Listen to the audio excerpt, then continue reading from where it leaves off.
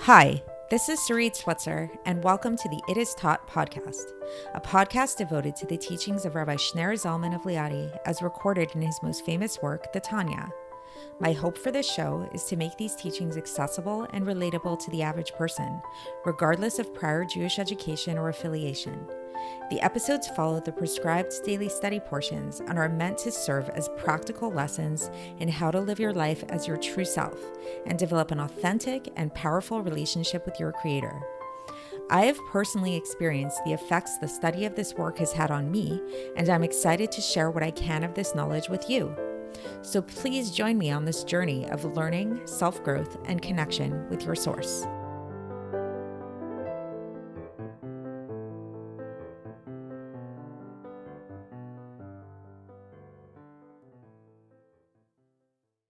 Hi, and welcome to the It Is Taught podcast. This is episode 701 for the 9th of Cheshvan in a regular year.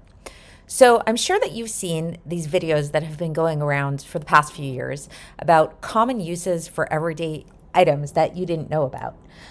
One that comes to mind for me that I just recently saw was that if you look at an aluminum foil or a saran wrap box, you'll notice that there are actually these two little indentations on the sides that you can push in to prevent the foil from coming out of the box. So it keeps it in the box nice and tightly.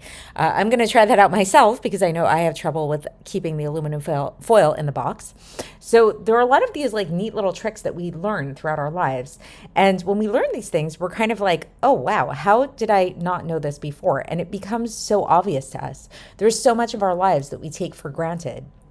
I remember watching this documentary a while back about these young men who came in from Sudan into America for the first time. And there were a lot of common everyday items that they didn't know how to use, such as an indoor lamp, like a household lamp, for example, or eating potato chips. They didn't know how to eat potato chips.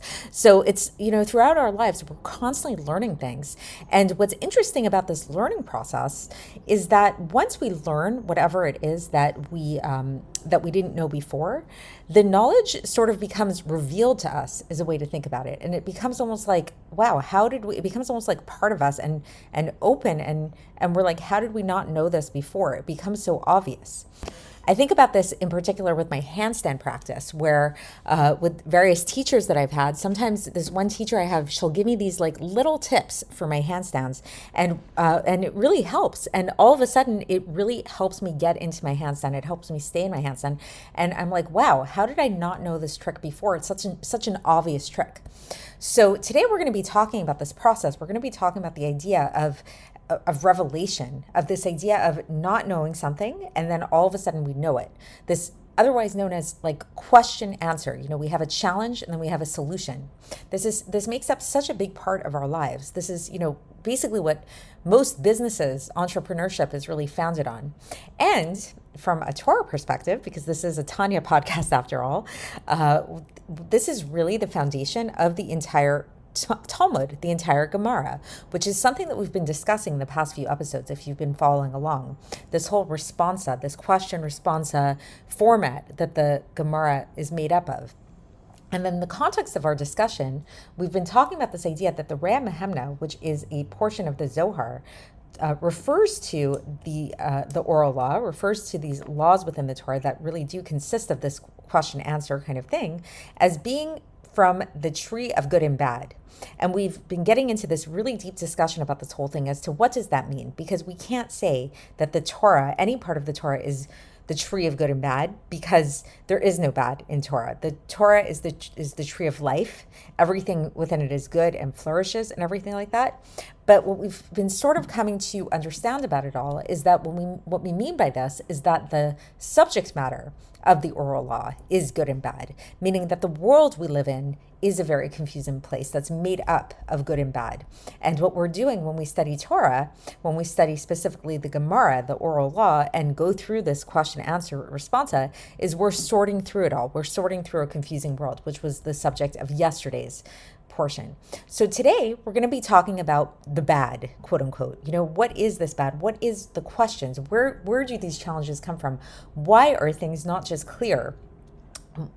Hashem could have created the world in this way where there are no questions, where we know everything and everything is just as it is. So what's the source of this confusion? So to use Kabbalistic or Tanya terminology, as we'll learn, the source of all of this confusion, the source of all the questions, the challenges, is what's known as klipa, which is something that we've spoken about in the Tanya, at length in other places. But in brief, the klipa can be translated to mean a husk or a shell. Just like a shell conceals a nut, the nut that's contained within the shell, or you have like a fruit that has like a peel on top of it, like an orange or something that's inedible, and then inside there's the fruit that we need to get to. So that's what klipos are. Klipos are really the source of everything in the world that's concealed, specifically that conceals godliness, that conceals the truth. So it really is the source of all the confusion in the world, can really be boiled down to these klipos. So in terms of our discussion, the source of these questions, the source of these challenges, the things that we don't know, is the klipos. And then in the process of studying the Gemara, of going through these laws, the reason why it's not just like, quick answer, like you open up the Gemara, it's very rarely going to be like there's a question and then the answer and ta-da, now we know what it is. It has to be this process, this grueling back and forth argumentative debate style, is because that's the process of sorting through and uncovering what lies underneath the klipos, what is there underneath it all. Just like lahavdil, again, going back to my handstand process, there were so many different tips and tricks and things, and it's a constant learning process, a constant process of uncovering how to do a handstand. It's not a simple thing. So nothing in life is really simple. And that's how Hashem made it that way. So the purpose of this all, and what we want to get out of this understanding, is this idea of how the amazing power that our Torah study has, that when we study the Gemara, when we study these laws, and we engage in this back and forth debate kind of pilpul, we call it in Hebrew, it's really doing something very, very deep, very mystical, very profound on an existential level in reality. What we're actually doing is we're revealing the godliness inherent in the world, and we're uncovering the truth that's hidden within the klipos. So with that being said, let's get into the text and see how the Alter Rebbe explains this. We're still in this pretty long epistle here, Epistle 26 of Iggeres HaKodesh. So here we go. So the Alter Rebbe begins, and he says that an intelligent person will take from this a very wondrous thing, a very, very wondrous thing, that what is happening in the heavens above through the iyun and through the birur halacha, psuka min Gemara, this study and this sorting through process that happens through learning Gemara and through learning the earlier and the later poskim, like the codifiers of the law, the Rishonim and the Achronim, which before having studied it, these things were concealed. So through doing this, like it's sort of like through, it's like if you're learning, like we're doing this a little bit, like in this study of Tanya, if you think about it, that it's like when you first look at these ideas of the Tanya, it's like it's really confusing to you, right? Like I know for me, that for a lot of times, especially in these more like involved sections of the Tanya, I first look at it and I'm like, what's going on? And it takes a while to really unravel and reveal what's happening there, what's going on. So in the Gemara, even more so, the clarification process of like if you have sitting there with a chavrusa and you're sitting and you're debating and you're reading the back and forth of like this rabbi says this and that rabbi says yes, what about this point, what about that point, that whole process that ultimately leads to a deeper revelation. Through this elevates this ruling of halacha out of the klipos that were concealing it, that were hiding it, that is not known at all, or maybe it wasn't even understood, or maybe it wasn't understood really the real meaning of this. And the reason for this is the secret of the sphere of supernal chokhmah that fell out of it. Different sparks fell from the supernal chokhmah in the klipos, in the shviras hakelim, in the breaking of the vessels. And so they are just like we talked about the breaking of the vessels. These sparks fell from the spheras. So the sparks that fell from the sphere of chokhmah, they are found hidden within these parts of the Gemara in a way of exile, and the klipos rule over them and hide them. and hide the Torah, the chokhmah of the Torah, the wisdom of the Torah, whether from both the higher beings and the lower beings. And so that's when a person studies these laws and they engage in this like back and forth debate, they actually are able to elevate these things and reveal the chokhmah out of hiding, out of the klipos, like take away the klipos that's hiding them.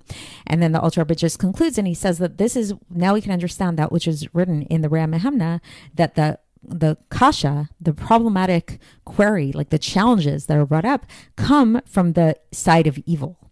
So meaning to say that like whenever there's a challenge to something, like let's say you see something in the Gemara and you see like it says one thing, okay, and then there's a challenge that's brought to that challenge is coming from the side of evil. In other words, which means that it's something that needs to be uncovered. It's something it's a blockage that needs to be revealed, that needs to be uncovered. So that's the end of this section. I know that was a lot for today and a lot to think about, but really, again, the main takeaway from it all, which is really a very deep and profound lesson, is that the study of Gemara, the study of Talmudic law, it's not random that it's this whole back and forth debate. It's not just like because this like mental exercise and it's there to make you smart and all that kind of stuff and have an analytical mind, but actually there's a very deep spiritual thing that's going on when that happens, where that process of back and forth debate is actually a clarification, a sorting through process of extracting the godly sparks, the sparks of God's supernal wisdom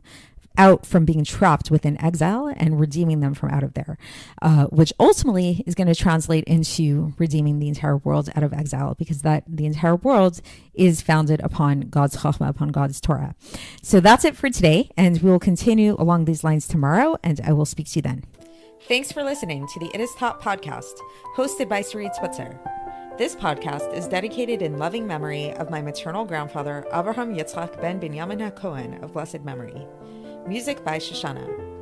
If you enjoyed this episode and would like to support the show, please share it with others and subscribe on YouTube, Apple iTunes, Spotify, or wherever you listen to podcasts. And make sure to leave us a 5-star review.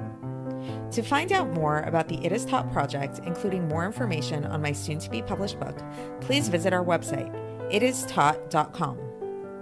To catch the latest from me, follow me on Facebook, Instagram, and Twitter. Looking forward to speaking with you tomorrow, and until then, have a great day.